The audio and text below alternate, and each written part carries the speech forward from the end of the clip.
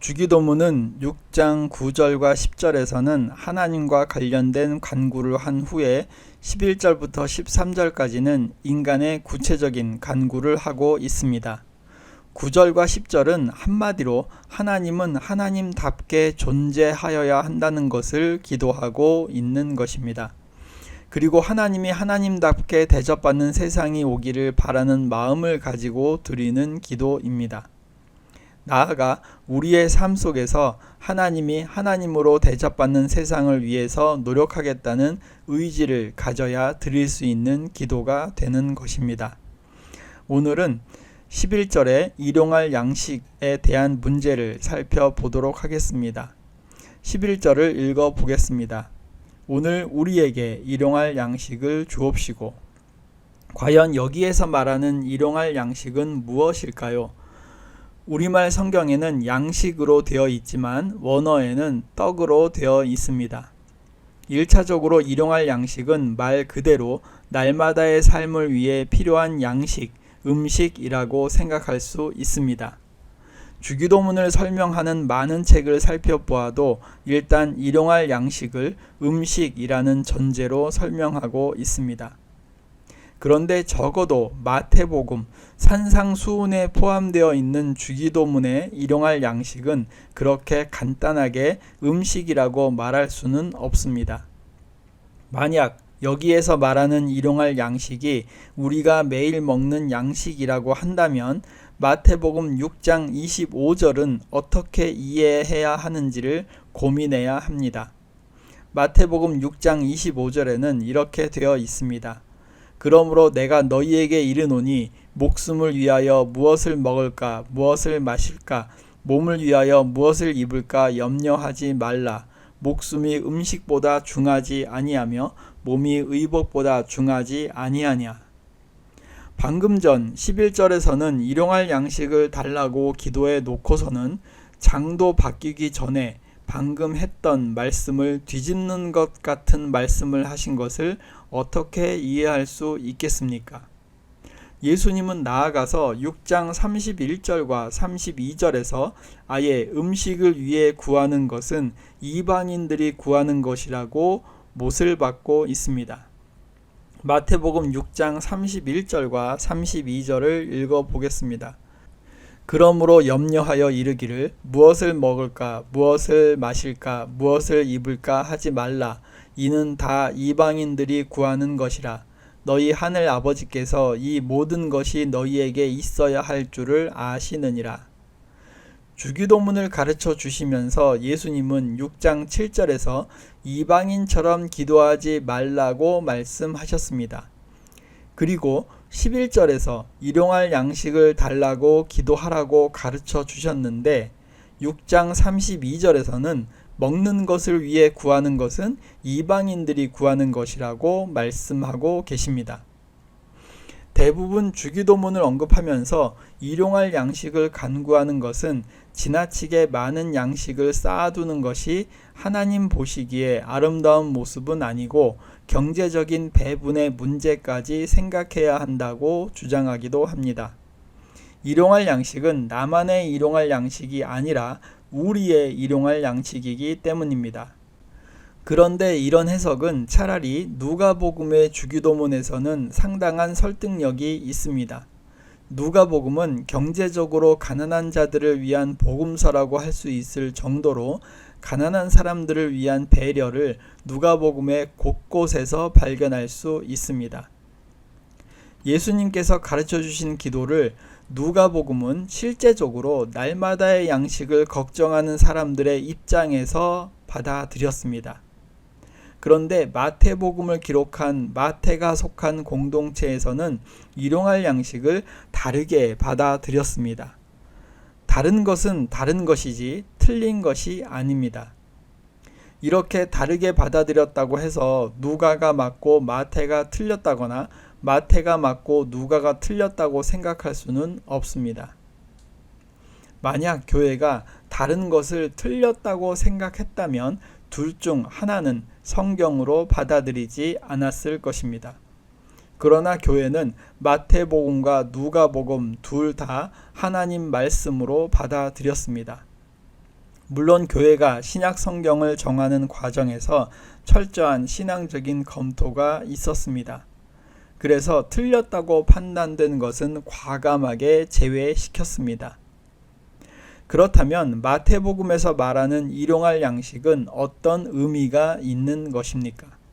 주기도를 산상수훈 속에 있는 기도의 가르침이라고 본다면 11절에서 말씀하신 일용할 양식은 참으로 이해하기 힘든 용어입니다. 무언가를 달라고 구하는 것은 나에게는 없기 때문에 달라고 요청하는 것입니다. 오늘 우리에게 일용할 양식을 주옵시고 라는 간구는 나에게 일용할 양식이 없기 때문에 구하는 것이어야 합니다. 우리가 정말로 일용할 양식을 절실하게 구해야 하는 상황입니까? 우리의 기도를 돌아보면 일용할 양식이 아니라 차고 넘치는 양식, 평생을 먹어도 다 못 먹을 양식을 구하고 있습니다. 당시에 산상수훈의 설교를 듣고 있는 사람들은 모두 다 일용할 양식을 절실하게 필요로 하는 사람들만 모여 있었을까요? 예수님께서 마태복음 6장 9절에 보면 너희는 이렇게 기도하라 이렇게 말씀하셨지 너희 가난한 사람들은 이렇게 기도하라 이렇게 가르쳐 주신 것이 아닙니다. 어떤 특정한 사람들에게만 가르쳐 주신 기도가 아니라 모든 사람에게 꼭 필요한 기도라고 하면서 가르쳐 주신 것이 주기도문입니다. 선진국에서 남아도는 음식이 아프리카에서는 아주 절실한 일용할 양식입니다. 이것이 아프리카에 전달되지 않는 이유는 운송비가 비싸다는 이유 때문입니다. 경제적인 논리로 그냥 버리는 것이 아프리카에 보내는 것보다 싸게 먹힌다는 것입니다. 이것은 배고픔으로 죽어가는 그들을 진정 우리의 이웃이라고 생각하지 않기 때문입니다.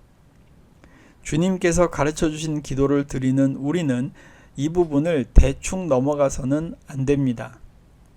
우리가 매번 식사를 할 때마다 나는 이렇게 굶주리지 않지만 이 땅에서 굶주림으로 고통받는 누군가를 위해 기도하는 것이 필요합니다. 그런데 이것은 11절에서 우리가 간구하는 일용할 양식이 나만의 일용할 양식이 아니라 우리의 일용할 양식이라는 것이고 따라서 나는 내가 아닌 이웃의 일용할 양식을 위해 노력해야 하는 것 때문이 아닙니다. 그리스도인이라면 우리가 속한 사회의 경제적인 배분의 문제에 민감해야 합니다. 모든 사람이 함께 잘 사는 사회를 만들기 위해서 노력해야 합니다. 정의가 강물처럼 흐르는 사회를 만들기 위해서 노력해야 합니다. 오늘날 사회 속에서 일어나는 문제의 대부분은 먹고 사는 문제에 집중이 되어 있습니다. 먹는 문제는 곧바로 사는 문제, 생명과 직결되어 있기 때문에 그만큼 중요합니다. 예전에는 대통령 선거 때만 되면 경제 성장에 집중했었습니다. 그런데 점차 대통령 선거에서도 성장뿐만 아니라 경제적인 배분의 문제, 복지의 문제에 관심이 쏟아지고 있습니다. 경제가 성장했다고 주변에서 떠드는데 왜 나는 변화가 없지? 이런 생각을 하고 있는 우리들에게 국가의 통치자가 되는 사람은 경제의 성장이 어느 특정한 사람들에게만 느껴지게 하는 것이 아니라 보다 많은 사람들이 느낄 수 있도록 만드는 사람이어야 한다는 것입니다. 이것이 바로 국가의 역할이고 복지의 문제는 21세기에 가장 중요하게 다루어야 하는 문제입니다. 대부분 주기도문을 설명하는 책을 보면 먹는 문제, 나아가서 복지와 경제적인 문제, 올바른 사회의 정의를 11절에 오늘 우리에게 일용할 양식을 주옵시고 라는 간구에서 이끌어냅니다. 그런데 과연 정말 그럴까요? 먹는 문제, 경제적인 배분의 문제, 올바른 사회 정의는 이미 9절과 10절의 간구 속에 다 들어 있습니다. 하나님의 이름이 거룩하게 여김을 받는 세상이 되는 것, 하나님의 나라가 임하는 것, 하나님의 뜻이 땅에서도 이루어진다는 것은 모든 사람이 올바른 정의가 실현된 사회 속에서 부족함이 없이 살아가는 세상이 된다는 것을 이미 언급하고 있기 때문입니다. 따라서 11절을 이야기하면서 모든 사람이 일용할 양식을 가지는 사회를 이루어야 한다는 주장은 적절하지는 않은 것 같습니다. 주기도문의 11절부터 13절까지를 다시 한번 천천히 읽어보겠습니다. 오늘 우리에게 일용할 양식을 주옵시고 우리가 우리에게 죄지은 자를 사하여 준 것 같이 우리 죄를 사하여 주옵시고 우리를 시험에 들게 하지 마옵시고 다만 악에서 구하시옵소서. 나라와 권세와 영광이 아버지께 영원히 있사옵나이다. 아멘. 11절부터 13절까지를 자세히 살펴보면 크게 세 가지를 언급하고 있습니다. 11절에서 일용할 양식, 12절에서 용서의 문제, 13절에서 시험과 악의 문제입니다. 이 세 가지 문제는 하나님의 나라, 즉 9절부터 10절까지의 간구가 이루어진 상황에 올바르게 참여하기 위해 꼭 필요한 세 가지 요소가 됩니다. 하나님이 하나님으로 대접받는 세상을 기다리는 간구가 9절부터 10절까지의 간구라고 우리는 보았습니다. 9절부터 10절까지는 간단하게 말하면 하나님의 나라입니다. 그리고 하나님의 나라에 동참하기 위해서 필요한 것이 11절부터 13절까지에서 구하는 간구입니다. 그렇다면 11절에서 말하는 일용할 양식은 무엇인가 감이 잡힐 수 있을 것입니다. 감은 잡았지만 그거에 대한 확실한 근거가 있어야 합니다. 11절에서 말하는 일용할 양식을 이해할 수 있는 근거는 마태복음 4장 4절에 나와 있습니다. 마태복음 4장 4절을 읽어보겠습니다. 예수께서 대답하여 이르시되 기록되었으되 사람이 떡으로만 살 것이 아니요 하나님의 입으로부터 나오는 모든 말씀으로 살 것이라 하였느니라 하시니. 우리말 성경에서는 4장에서는 떡으로 표현이 되어 있고 주기도문에서는 양식으로 표현이 되어 있어서 쉽게 감이 잡히지 않지만 헬라어 원어에서는 둘 다 떡으로 표현되어 있습니다. 영어 성경에서는 둘 다 빵으로 표현하고 있습니다. 마태는 예수님이 사탄의 시험을 물리칠 때 사용한 떡이라는 용어를 주기도문에도 사용하였습니다. 따라서 11절에서 말하는 일용할 양식은 바로 하나님의 말씀으로 이해할 수 있으며 그 의미는 하나님의 말씀을 통해서 날마다의 삶을 새롭게 가꾸어 가겠다는 표현으로 볼 수 있습니다. 산상수훈은 인간이 하나님 앞에서 어떤 모습을 가져야 하는가를 알려주는 예수님의 설교입니다. 예수님은 이방인들이 구하는 먹을 것은 이미 하나님께서 알아서 해결해 주시는 분이라고 거듭 강조하고 있습니다. 그리고 주기도문을 통해서 인간으로서 진정한 양식을 구해야 한다며 바로 그 양식이란 살아있는 하나님의 말씀이라는 사실을 강조하고 있습니다. 믿음 생활을 하는 우리들은 은연중에 주기도문에서 간구하는 11절을 하나님께 구하고 있습니다. 가끔 우리는 하나님의 말씀을 영의 양식으로 이해하고 그것을 달라는 간구를 합니다. 바로 이러한 삶의 모습이 바로 11절에서 오늘 우리에게 일용할 양식을 구하는 모습입니다. 산상수훈, 특별히 마태복음에서 언급된 주기도문에서 언급한 일용할 양식은 문맥상 음식이 아니고 그것은 하나님의 말씀을 상징적으로 이야기하고 있다는 것을 알 수 있습니다. 여기서 우리가 보다 깊이 관심을 두고 살펴야 하는 단어는 일용할이라는 단어와 오늘이라는 단어입니다. 하나님의 말씀은 날마다 필요한 것입니다. 어느 특정한 날에만 필요한 것이 아니라 날마다의 삶 속에서 꼭 필요한 양식이 바로 하나님의 말씀이고 바로 그것을 간구하는 삶이 되어야 한다는 것이 11절이 의미하고 있는 것입니다. 우리가 누군가에게 달라고 요구하는 것은 나에게는 필요하다는 생각을 하기 때문에 달라고 하는 것입니다. 일용할 양식인 하나님의 말씀은 나의 삶 속에서 가장 필요한 것이라는 생각을 하면서 간구해야 합니다. 나에게는 필요가 없지만 남들이 다 구하니까 나도 달라는 것은 아닙니다. 구하는 자는 그것이 정말로 필요하다는 마음을 가지고 간절하게 구해야 합니다.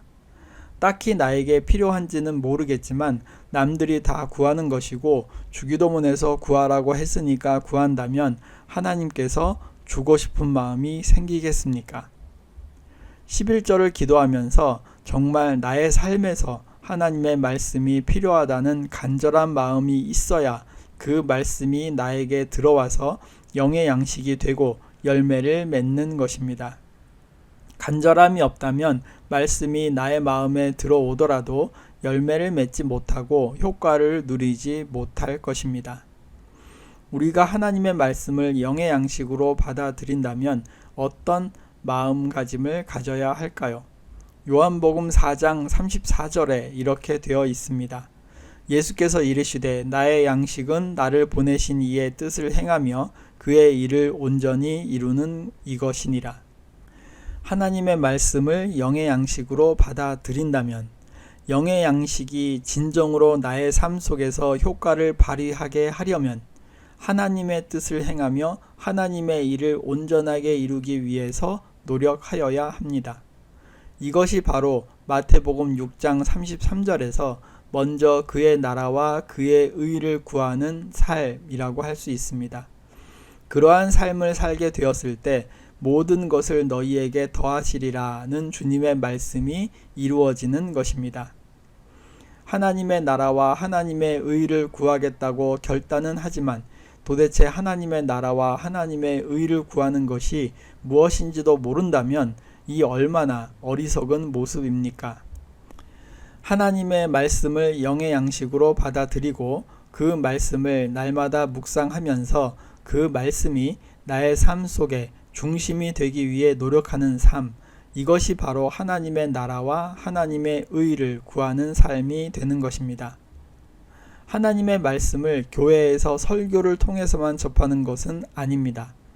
오늘 본문 11절에서의 간구는 말씀을 듣기만 하겠다는 소극적인 자세가 아닙니다. 말씀을 듣는 것에 머무는 것이 아니라 그 말씀을 나의 영의 양식이 되도록 노력하겠다는 적극적인 자세가 함께 동반되고 있습니다. 날마다의 삶 속에서 하나님의 말씀을 묵상하고 하나님의 말씀이 나의 삶을 통해서 드러나도록 노력하겠다는 의지가 들어있는 표현입니다. 영의 양식인 하나님의 말씀에 대한 갈급한 마음이 우리에게 있어야 하겠습니다. 날마다 말씀을 사모하고 그 말씀 가운데 살려고 노력하는 우리의 모습은 이미 주님께서 가르쳐 주신 기도를 삶으로 실천하고 있는 것입니다. 말로만 앵무새처럼 되뇌이는 기도가 아니라 삶으로 실천하는 기도를 통해서 하나님을 기쁘시게 하는 것입니다.